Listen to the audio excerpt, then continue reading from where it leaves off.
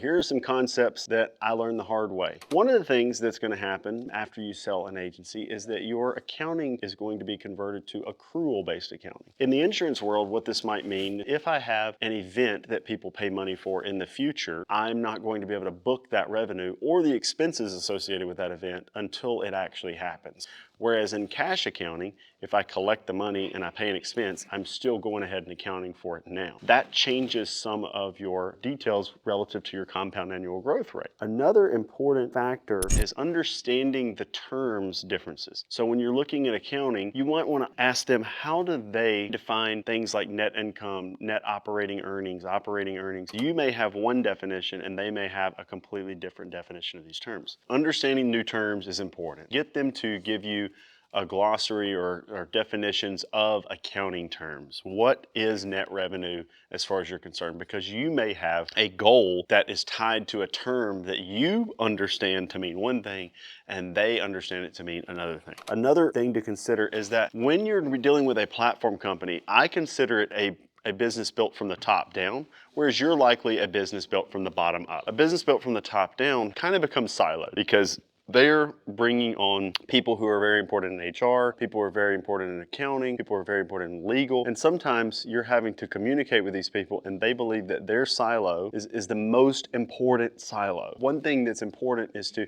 have a great relationship with the business and operations side of the organization, because at the end of the day, if you can adequately show how doing something that one of those silos wants you to do disrupts the entire process, you have an argument to move forward. Another thing is corporate title structure. If you want to pay someone a certain amount and you have someone at this title and you're bringing this person on, when you're running a small business or a mid-sized business or a growing business, you can pretty much do whatever you want to, it doesn't matter. But once you get to have an HR attorney on staff that's approving job titles, they're going to look at certain job titles having certain income ranges associated with it. Vice president, director, chief financial officer, these are titles that can't be thrown around at the same rate. By the same accord, if you bring on one person and their title is photographer and then another person comes on and is starting at a different wage, it might mean that you have to give them a title that seems higher than that, even though you consider those people peers. There's different organizational issues that aren't a big deal, but that you will be like, huh. Another thing is psychology after the sale. After the sale happens, you have a liquidity event, you're in a different space, but you still want to grow the business, you're still part of the business,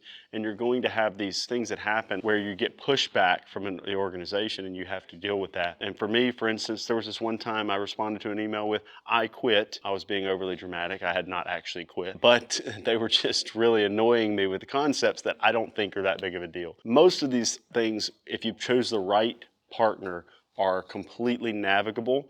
And you also have to understand that because of that siloed operation, you might have someone over here that is telling you one thing, and then when you talk to them, or when you talk to another part of it, you can kind of get around that. So if you ever have an issue, it's important to develop your point people that are in leadership that can help you navigate communicating with these people until you learn how to do it yourself. That is the big gist of it, guys. There's a ton of concepts relative to selling your business, but the biggest thing is if you're trying to sell your business, understand that having processes, growing your net earnings or your earnings, having a good solid growth rate each year is super important. Also, if you're going to retain equity, don't set yourself up for a disaster by making your net revenue inflated the year before in a way that you'll never hit your earnouts in the future and that your retained equity won't be valuable. So be a good steward of your partnership with the group that you sell to or partner with. Thank you guys for watching this series. I hope that it's helpful to you.